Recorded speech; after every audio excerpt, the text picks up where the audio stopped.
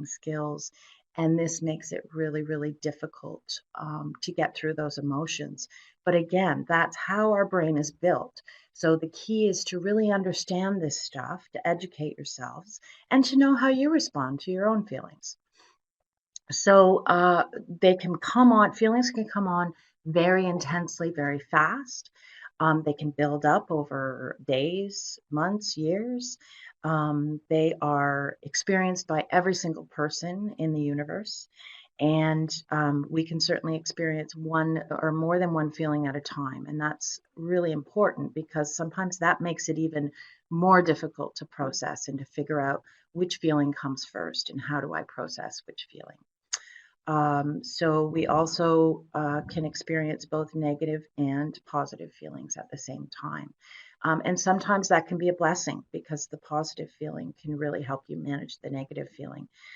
So again, I'm going to liken it a little bit to maybe playing a video game, trying to connect with you youth out there.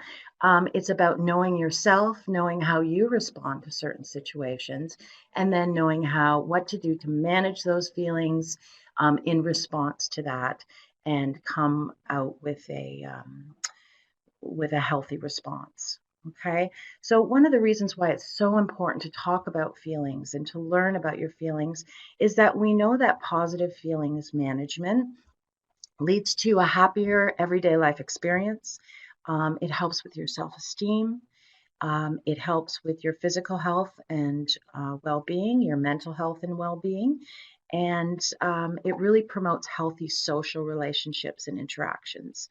The more that we can better learn and express our emotions, the better our ability to learn and concentrate, which helps us obviously in so many ways. So here we have a poll question because I'm really interested in knowing, have you ever felt that you just couldn't deal with these emotions, that it becomes so big that you might explode? So I just want to get a sense of who's in the room right now and how overwhelmed you've experienced some of these feelings. So it looks right now we're at 100% absolutely feeling overwhelmed. We've got a little bit of a sometimes response. So maybe one or two of you out there are managing your feelings really well. But I'm not surprised to see that 100% of the people right now are saying that, yes, feelings can get really big and intense. And when you're in that situation, you don't always know what to do. And that's normal too. I think it's important to recognize that we all freeze or we all flee or we all maybe even become confrontational when those big feelings happen. So 100%, that's big. Then we know we're talking about the right thing. Thank you for participating in that. All right, so what happens? I'm just waiting for my next slide. Uh-oh, there it is. All right, so I talked a little bit about that amygdala and the brain's emergency response system. So it's important to remember that feelings are kind of a way for you to know information. The way in which you are feeling about something can actually be a helpful thing to know for you to move ahead and problem solve. And if sometimes the feelings aren't big, then how would you know that you need to deal with them? So maybe even just taking a look at that in a little bit of a different light, and see these feelings as helpful as opposed to getting in the way or being a pain in the butt. The feelings that you experience, they're clues that maybe something isn't quite right, whether it's you're feeling unsafe, frustration is taking over, or perhaps the anger is getting too big. So those clues are there for a reason, and we need to learn to pay attention to those. So some of the things that can happen, here's a picture here of we take in, I'm going to use my little drawing tool right now. And right here in the brain is where the limbic system is, and that amygdala. And we take in information through our senses. So that would be all the senses you guys know, plus two more that you might not know. So proprioceptive and vestibular, and that's a whole other webinar. But there's lots of different ways that we take in the information, and depending on how it makes us feel, we might experience things in our body. So we could, if it's a lot of stress and the information that we're taking in is stressful, we might experience headaches. We might have a lowered immune system, and so we might get a lot of infections. The stress could actually take over your body if you're not dealing with it appropriately, which leads to fatigue, it leads to breathlessness, and you just can't relax. And that's why it's important to really stay on top of tuning in to what your body is telling you. You might have some unresolved feelings that you're really not processing, but are manifesting themselves in your body. Some of the other ways, over here we've got the mind. So what can happen to your mind is maybe you find yourself constantly worrying. You have muddled thoughts. You can't concentrate in school. Maybe your judgment is a little bit impaired because you're constantly worrying about things. You could experience nightmares and a whole bunch of negativity. And that changes you not only mentally, but physically as well. Some of the behavior that you might experience. You could become accident prone if you're always preoccupied and you haven't let those feelings out and they're stuck inside of you. Yeah, your coordination even changes. And you could have loss of appetite, or you could eat even more. I know that's a big one for me. I have to watch my emotional eating. If I haven't processed my emotions properly, that could lead to some of this behavior. Negative coping strategies, which the world is full of. Everybody is kind of grasping for ways to deal with these big emotions. Maybe not even realizing that that's what they have to do, but the feeling is there and it's bothersome. It's really taking its toll on your being. So I encourage you to really, really take a look at yourself, tune in to what your body is telling you, and it might be related to some feelings that you're just not getting out and expressing. So again, the emotional side of this, I will just highlight very quickly. Um, a lack of confidence, irritable, fussy. It leads to isolation and alienation and constant apprehension. So really, if we don't learn how to do this stuff and manage our big feelings, this is the toll it can take on your body. And that can just lead to further problems down the road. Okay. So, what do we do with this, right? Well, there's a few strategies here, and they're pretty general strategies because we don't have, I don't know, the 30 days that I would like to sit here and talk to you. We've only got a few minutes. So I'm trying to capture the highlights of what to do in those moments where those feelings just get so big and intense. So one of the first things we know about calming down that limbic system and that amygdala is you need to stop and breathe. It's all about calming the brain because you cannot use your thinking brain to process or to problem solve when your feelings are way too big. So stopping and breathing. Stop what you're doing, deep breathing with intention and purpose.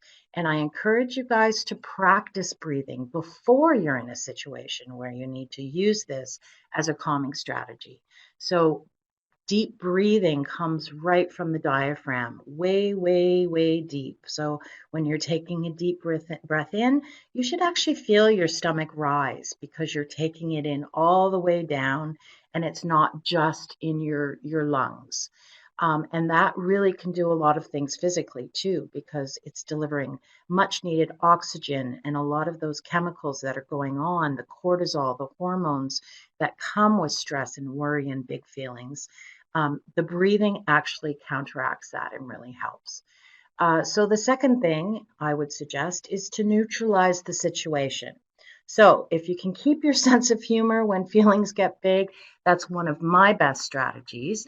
It doesn't work for everybody, but there's lots of ways that we can see the humorous side to what life has to throw us. So if you can use humor, it's one of the greatest tools, and it really stops that amygdala from being hijacked. Remember the 6-second rule. So there's a lot of chemicals. I mentioned cortisol, but there's lots of chemicals that are released when there's big feelings involved. And it takes about 6 seconds for those feelings to dissipate and for you to kind of come back to a baseline. So be patient. Know that you're in the moment, you're heightened, but it will go away. So sometimes I think about like a wave on a beach. So you know the wave is coming in, you know the wave is going to subside as well. So you just have to sometimes sit with it and wait for yourself to feel a little bit better about managing whatever's in front of you. Uh, Really, it's about calming the brain, and I've already mentioned that. But in order to do that, you might have to walk away from the situation, and that's not an easy task at all. I validate that for everybody. But it does become easier the more you practice it, and that is the key here. We want repetitive practicing. So when you're in that moment, it becomes a natural, automatic thought. I need to take space. I need to go and calm my brain. I'm going to walk away and I'm going to engage in activities that will help ground me and bring me down to a calm state. And that is the first step in being able to process the big feelings. All right, so here we've got some negative emotions, and certainly there are probably, I don't know, I don't even want to guess a number, but there's probably many, many more. So I just kind of wanted to highlight that, these are here again for a reason. We all experience them. And in fact, if we didn't have these negative emotions, we might not even experience the other ones as positive emotions. So it kind of counterbalances, and everything in life can come, you know, either with some difficulty or with ease, and it's not always going to be easy. It's very normal for you to experience negative emotions. Probably if you think about a big pie, slice of 8, maybe one of those slices per day, you're going to experience some negative emotions. And again, that's very normal. And it's certainly a reason to be practicing how to manage that slice of pie or slice of pizza. So my next poll question is actually about these feelings. So, what I want to know from you guys is how often do you experience these negative emotions? Is it once a day? Is it more than 3 times a day? Is it 2 or 3 times a week? Or do you feel like you're in a constant state of negative thinking and negative feelings? I love these polls. Okay, so we're kind of looking at more than 3 times a day and 2 or 3 times per week. Okay, so it's a pretty common thing for us to be experiencing these things. So what I would say to those people who are experiencing these negative emotions, and they seem to be taking up a lot of their time and getting in the way of a lot of things, that maybe it is time to look at how you are calming your brain and how you're expressing yourself. Um, it is a skill that can be learned and practiced over and over again, and it does get easier to express yourself. And that is the key to managing all of these big emotions, is knowing that at the end of it, there's actually a way to problem solve through it. It's just getting to a place where your brain is calm enough to access the part of your brain that's going to help you process and work through it, knowing that life is full of adversity and you can get through it. Okay, so thank you for participating in that. I'm looking at my time. I've got one more slide that I really wanted to highlight because I think it's really important and it's in keeping with overall management of feelings, and it doesn't have to be negative emotions that I'm talking about right now. So this is about you. It's about celebrating yourself, self-esteem. Learn to love yourself despite your personal flaws. We all have them. Self-respect. Be kind to yourself and treat yourself well. You deserve it. Say nice things to yourself, even if the things did not turn out the way you wanted them to. Find something positive out of a negative situation. Self-care, huge, huge piece for me. Take care of your body and your mind every day. Don't get down on yourself because you've experienced a negative emotion. It's okay. It's really about getting better and better at managing those. Self-responsibility. Do what you need to do. Get it done. There's power in taking responsibility for your chores and for your expectations. And you'll find that that leads to a better state of mind and more clarity and probably less negative emotion taking over. Self-advocacy. Speak up for yourself, youth, my friendly youth. When you need to, say what you need. No one knows you better than you. And that's also a way to express and to emote and to get stuff out of your head. Because if it's stuck in there, it's going to go somewhere. And most times, what does it do? It goes into the rest of our bodies. Be self-aware, know yourself, know your habits, know your goals for improvement, and be aware of how you take space up in the room. If you're experiencing a negative emotion or a really big emotion, does that spill on to everybody else? Or can you manage it appropriately and use the people around you to actually help you process that? So you don't necessarily want to take over the whole room with your anger. I think you get what I'm saying there. Self-regulation. Be in charge of your body, your mind, and your energy. Adjust your behavior appropriately for each situation.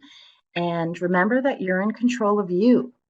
You can manage these feelings. And lastly, self-forgiveness. Part of being human is making mistakes. No one is perfect. Own your mistakes, learn from them, and move on. Okay? So I think at this point, do I see any questions? We are at the point where I would be welcoming any questions or comments. But that is pretty much the basics of managing big feelings. I'm sure there's a lot more. Feel free to do your own research as well. I don't see any questions. I'm looking around see, this is where I'm still learning, right? Oh, here we go. We have a question. I'm so excited. What is the best thing to do for self-care? Awesome question. Proactively managing your feelings is totally linked to how you take care of yourself every day. If you are in a good space and you're feeling well, then you're obviously going to master your feelings better than if you're in a low space and you're not feeling good. So part of that is taking time every single day to tune in. You need to tune into yourself and really, really pay attention to how you're feeling. Acknowledge those feelings, state those feelings, articulate those feelings, and share those feelings somewhere, whether it's with a person or writing it down. That is a big self-care piece. Because a lot of times, if you get it out, it's not going to build up to the point where you do have a big, huge emotional response. So some of the obvious things about self-care, we know exercise, diet, and sleep hygiene, all of those things are really, really important. And doing things for yourself, obviously, that are safe and in keeping with good mental health practice. Okay, oh, we've got more questions. What if my big feelings are really positive ones, but I'm suspicious about them because it feels weird or dangerous? Fantastic questions. You're right. It's not always about negative feelings getting really big. Some people experience so much excitement and happiness that they actually start to feel uncomfortable because it also translates to what we feel in our bodies. And sometimes we can't sit in our seats because we're so happy and excited, or we have such energy from the positive emotions as well. So it's the same kind of situation. You need to acknowledge the feeling. You need to figure out what it's looking like and how it's spilling onto other people. And then you need to rein it in and figure out a way to express it that's not going to put other people off and upset other people. I'm thinking about an example maybe in a classroom where you're supposed to be doing your work, but you're really excited about something and you can't sit still. You don't necessarily want to disrupt the room with those big feelings, but you still got to manage them. So, how do you put it aside, get your work done, and then go and do whatever you want with those big feelings? But yeah, it's tricky. Again, practice, practice, practice. What if other people get down on you and responsibility sometimes feels too much? For sure, this probably happens a lot. And we're all looking for validation. We're all looking for reassurance from other people that we're doing the right thing. But the way we do things from individual to individual is all different. And we're not always going to agree on how to do it the best way. So there's a certain amount of confidence that we need to gain for ourselves. If you're doing the acknowledgement, if you're tuning into yourself and you're experiencing a feeling, that feeling is totally your feeling. Nobody can tell you any different.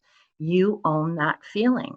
And so somebody might not agree with you, and that's okay. You have to accept the fact that they're just not getting your feeling. And if they are giving you a hard time about that, well, then you need to get to a calm state so you can problem solve through that conversation. And maybe the end of it is we just have to agree to disagree because we don't agree on the feelings. Okay. Oh, here's a comment. There's apps that are good for calming feelings. You got that right. Whoever posted that, thank you. There are all kinds of apps that help us to calm the brain, that help us to express ourselves. And in this day and age, I would encourage you to look for those kinds of tools. The world is pretty overwhelming out there, and the more help that you have at your fingertips, I think that is key for sure, because you can't always rely on your memory and your ability to problem solve when those feelings get really big. Here's another question. I don't know how to learn the skills to manage my big emotions on my own. And while I wait for services, there's no one to help me to learn. What do I do? Well, tuning into this kind of webinar is definitely a positive, and I've highlighted a few of those emotions. I would recommend that you actually start doing as much education and research on emotions. Get to know them inside and out. I think I referred to knowing this stuff like a video game. Know what these feelings do to your character and to your body. So even as you're experiencing it, use a paper and a pen and start to jot down the things that are going on for you and how you're noticing potentially what feeling it is. And then if you're not quite sure how to name the feeling, then that's where the research comes in. Do your reading, talk to other people. It's really important to understand this stuff so you can navigate it and you can win that video game throughout your lifetime. We have a comment here. I feel bad that I am such a load on my friends and family. I call them all the time, but they really help me. So perhaps that feeling you're having is a little bit of guilt. Sounds like a bit of a negative emotion because this is obviously something that's very helpful for you to be able to connect with friends and family, and they are a big help to you. So if that's your strategy and they're happy to do it, I would work on letting go of some of that negative emotion and guilt because it's working for you. Okay. Um, I'm looking around my page right now because this is the stuff that is really new to me. I'm trying to figure out if I've missed anything. Did I get it all, my friends in the room? I think I did. I think I did. And I think that brings us to our 30-minute. Oh, what is this? Did we get that one? I did talk about self-care, yes. First and foremost, tuning into yourself. Oh, I just thought of something though that I want to add to self-care. It is probably my biggest tool. And I think I would want people to know how important it is to develop language in their own head and their self-talk that puts them in a positive place. So instead of picking yourself apart constantly in your head about something you've experienced or an emotion you've experienced, try and be kinder to yourself and remind yourself through your own self talk that feelings are normal for everybody. And sometimes they don't make sense right away. And sometimes they're piled on high on top of each other. But given a calm brain, you can start to process them and work through it. But the language in your head is very helpful in keeping you in tune with a positive attitude to be able to do this. So I think that is actually a wrap. It's really cute, isn't it? So I would like to thank you guys so much again for tuning in. I could sit and talk to you all day long, and I promise you I will be back. Good luck in your emotional journey, and just remember that we are supposed to have feelings. It's okay. Just keep that brain nice and calm, and the answers will come. Okay? Take care. All right, thank you.